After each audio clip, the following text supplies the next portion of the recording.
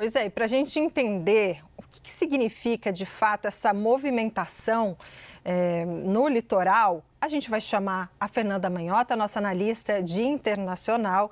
Manhota, boa tarde para você, bem-vinda. Então é o seguinte, explica para a gente o quanto essa movimentação, né, desses navios, dessas embarcações ali no litoral próximo à Venezuela, tensionam, para dizer o mínimo, o ambiente. Pois é, Débora, boa tarde a você, ao Yuri, a quem nos acompanha no 360. Débora, esse é um período de franca escalada de um processo de deterioração de relações entre Estados Unidos e América Latina em geral, mas evidentemente a Venezuela em particular. E nós estamos basicamente acompanhando o fechar do cerco em torno da Venezuela, toda essa movimentação político-diplomática e também no campo econômico e militar demonstram que cada vez mais a Venezuela vai figurando uma prioridade na política regional para a América Latina. Isso, de alguma forma, já vinha sendo desenhado, porque o presidente Trump tem sido cada vez mais enfático em relação ao regime Maduro. Tem a ver também com o círculo mais íntimo de tomadores de decisão que acompanham o presidente Trump no processo de definir qual é a agenda da política externa hemisférica, entre outros, o próprio secretário de Estado, Marco Rubio, que vem de uma tradição bastante dura em relação a regimes como Cuba e Venezuela especificamente. Então, é um pouco daquilo que já se vinha anunciando agora com objetivos concretos.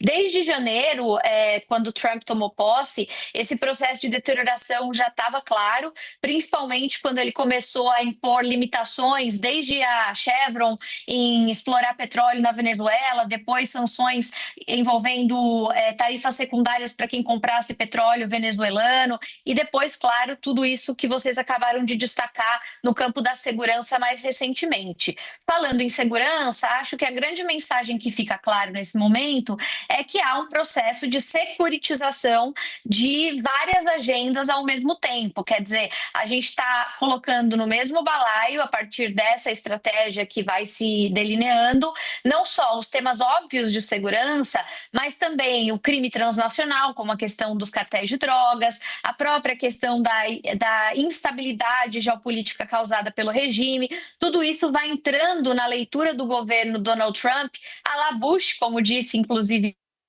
o Yuri, dentro de uma chave de ameaça à segurança nacional. Talvez, do ponto de vista doméstico, Débora, o elemento que mais gere efeito para o presidente Trump seja o que ele vai promover como uma política de combate ao tráfico de fentanil, que é uma droga absolutamente conhecida pela opinião pública americana, é considerado uma das grandes crises de saúde pública dos Estados Unidos, e basicamente o que o Trump alega em relação a esses cartéis que nós mencionamos é que eles seriam grandes intermediadores com foco nesse mercado norte-americano. Então, para uma sociedade, né, que vive uma convulsão social, uma crise grande nesse tema, essa questão, sem dúvida, auxilia muito a configuração, né, de prioridade do governo. Existe também, para além da questão do fentanil, um efeito doméstico bastante importante que essa movimentação internacional causa, que tem a ver com a questão do controle migratório.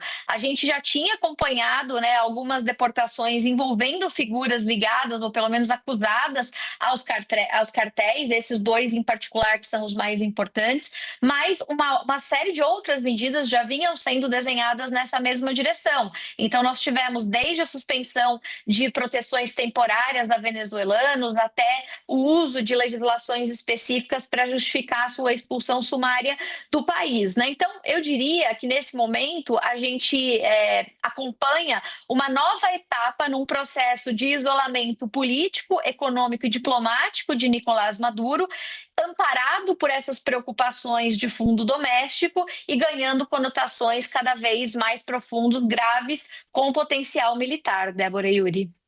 Não, e é importante essa sua análise aqui, Fernanda Manhota, e é inevitável, né, pensando no quanto essas movimentações, apenas movimentações, trazem uma série de elementos aí, de camadas, né? No caso aqui do Brasil, uma história que foi revelada pelo jornalista Marcos Sá Correia ainda durante o período da ditadura militar, mas aquela operação Brother Sam, na qual os americanos mobilizaram também navios da sua marinha para a costa do Atlântico, caso fosse necessário algum tipo de apoio naquele movimento que levou à derrubada do governo João Goulart, o golpe de Estado lá de 1964.